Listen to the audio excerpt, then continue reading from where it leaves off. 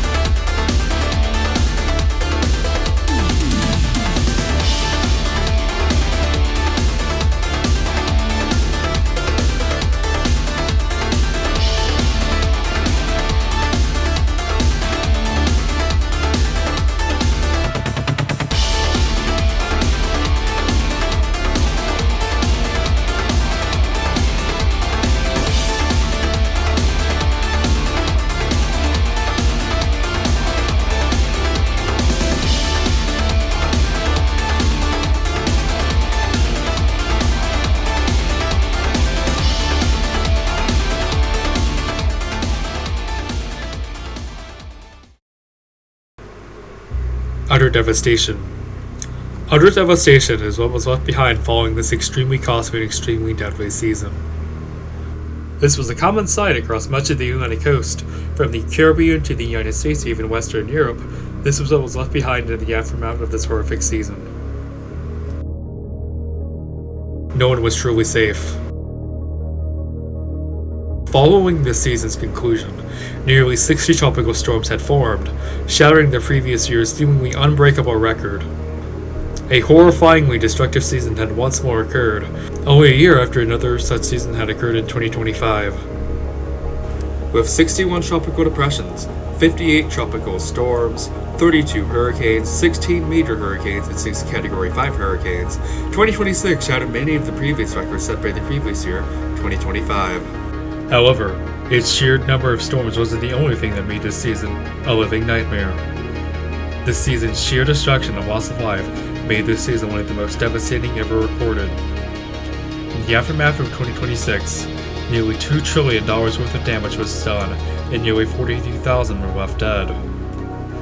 This season will live in infamy, along with the previous year, 2025, as by far some of the most devastating Atlantic hurricane seasons ever recorded.